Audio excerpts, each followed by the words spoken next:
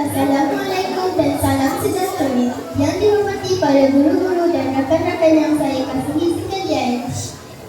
Terlebih dahulu, saya ingin memperkenalkan diri saya. Nama saya Nazira Salihah binti Syamrul Daiman daripada kelas 6 Tulip.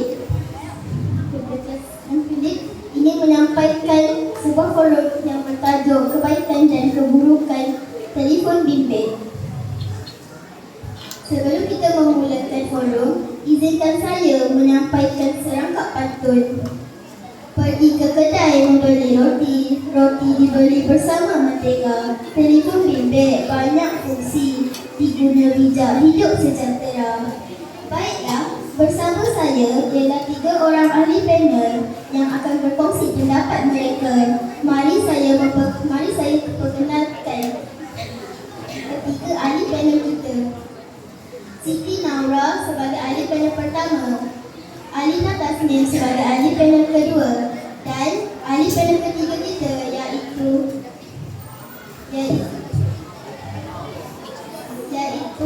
Afiqah Batrisha. Baiklah, soalan pertama saya kepada ahli panel pertama kita. Apakah kebaikan telefon bimbit? Terima kasih pengurusi. Antara kebaikan telefon bimbit ialah kita boleh berhubung dengan rakan, dengan keluarga dan rakan dengan mudah walaupun berjauhan. Selain itu, telefon bimbit juga membantu kita belajar melalui aplikasi pendidikan seperti video pembelajaran dan kuis interaktif. Kita juga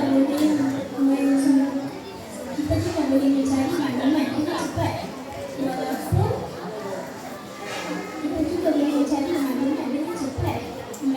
dengan cepat. Terima kasih atas penjelasan yang jelas. Seterusnya, soalan kepada ahli panel kedua. Apakah keburukan telefon bimbit? Terima kasih. Antara keburukan telefon bimbit ialah jika digunakan lama, ia boleh menyebabkan telefon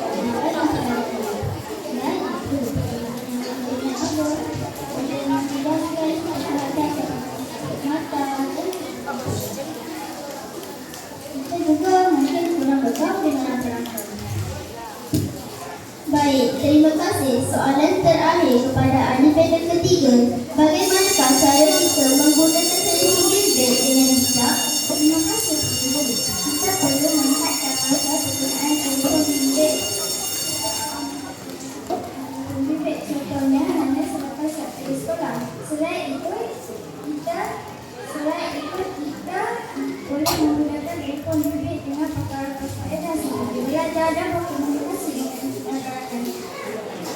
Kita juga perlu mendengar nasihat ibu bapa dan guru agar tidak menggunakan telefon bimbit.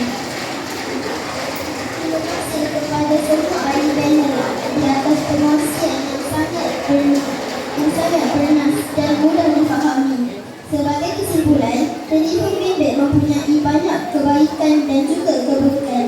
Oleh itu, kita sebagai murid perlulah menggunakan telefon bimbit dengan bijak supaya tidak menjejaskan pelajaran dan kehidupan harian. Sebelum mengakhiri forum, izinkan saya menutup dengan serangkap pantun. Pergi ke taman memetik bunga, bunga disusun di dalam raga. Gunalah telefon dengan bijaksana agar hidup lebih berjaya dan bahagia. Sekian sahaja forum kita pada hari ini. Terima kasih.